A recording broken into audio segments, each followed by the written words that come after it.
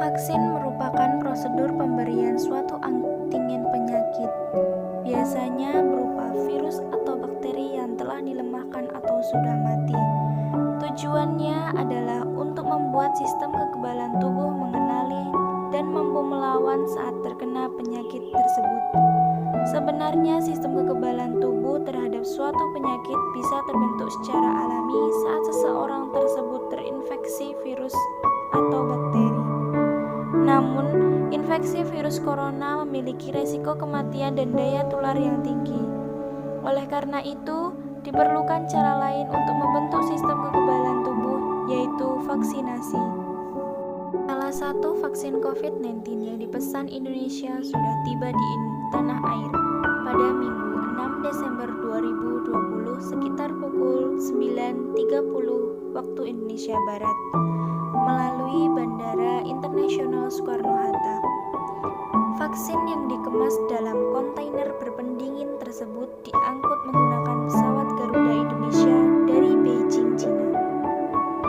Vaksin ini disebut dengan nama CoronaVac dan diproduksi oleh perusahaan bioteknologi asal China yang bermarkas di Beijing, Sinovac Biotech Ltd. Perusahaan ini memang fokus pada bidang riset, pengembangan, pembuatan hingga komersialisasi vaksin-vaksin untuk mencegah terjadinya penularan penyakit pada manusia. Melalui uji klinis yang telah dilakukan di sejumlah negara, CoronaVac yang dibuat dari virus corona ini yang telah mati bekerja dengan cara memicu respon kekebalan tubuh dengan cepat. Vaksin ini disuntik di dalam kulit, di bawah kulit, atau di otot. Namun demikian, antibodi yang dihasilkan oleh vaksin ini di dalam tubuh tidak lebih banyak dari antibodi yang berhasil terbentuk dari orang yang telah pulih dari COVID-19. Hal ini berdasarkan publikasi Sinovac pada 18 November 2020 terkait dengan hasil uji klinis. Meski tidak sebanyak itu, akan tetapi antibodi yang dihasilkan dengan vaksinasi menggunakan vaksin ini dinyatakan sudah cukup berdasarkan studi praklinis yang dilakukan terhadap kera, dengan tujuan agar ada waktu bagi imun tubuh untuk merespon vaksin tersebut. Ketua Tim Uji Klinis Vaksin COVID-19 Sinovac di Indonesia, Prof. Kusnadi menyebutkan vaksin dapat dikatakan aman karena tidak terjadi hal-hal yang merugikan pada relawan yang menerima vaksinasi. Efek samping ditemukan namun hanya dalam skala kecil. Manajer lapangan Tim Penelitian Uji Klinis Fase 3 Vaksin Sinovac, Dr. Edi Fadliana menyatakan efek samping yang ditemukan hanya berupa nyeri di tempat suntikan. Pada fase 1 dan fase 2 menunjukkan tingkat keamanan yang cukup tinggi karena tidak timbul demam dan hanya reaksi lokal nyeri di tempat suntikan.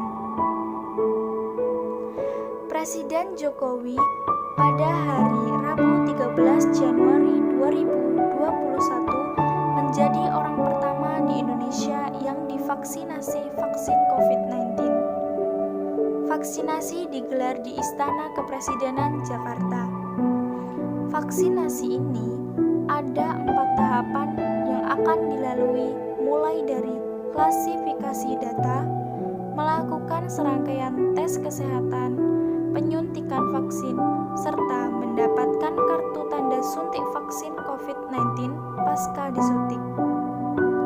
Setelah itu, relawan menyampaikan laporan kepada petugas vaksinasi tentang efek samping yang dialaminya.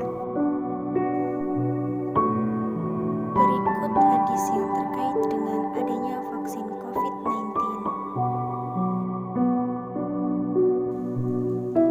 Hadis riwayat Bukhari yang artinya telah menceritakan kepada kami Muhammad bin Al-Mutsanna, telah menceritakan kepada kami Abu Ahmad Az-Zubairi, telah menceritakan kepada kami Umar bin Sa'id bin Abu Husain. Dia berkata, Atha bin Abu Rabah dari Abu Hurairah radhiyallahu anhu dari Nabi Shallallahu alaihi wasallam, beliau bersabda, Allah tidak akan menurunkan penyakit melainkan menurunkan obatnya juga. Hadis riwayat Bukhari. Hadis yang lain menyebutkan, diriwayatkan dari Musnad Imam Ahmad dari sahabat Usamah bin Surai bahwasannya Nabi bersabda, yang artinya, aku pernah berada di samping Rasulullah, lalu datanglah serombongan Arab Badui.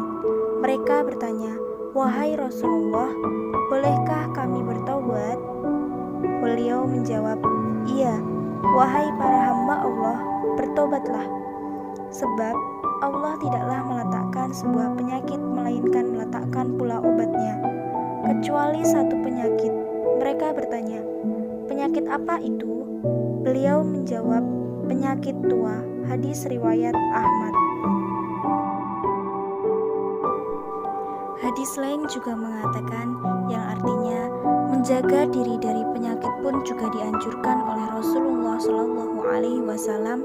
Rasulullah Shallallahu alaihi wasallam menggarisbawahi jika obat yang digunakan haruslah yang halal. Rasulullah Shallallahu alaihi wasallam bersabda, sesungguhnya Allah telah menurunkan penyakit dan obat bagi setiap penyakit, maka berobatlah dan janganlah berobat dengan yang haram. Hadis riwayat Abu Daud.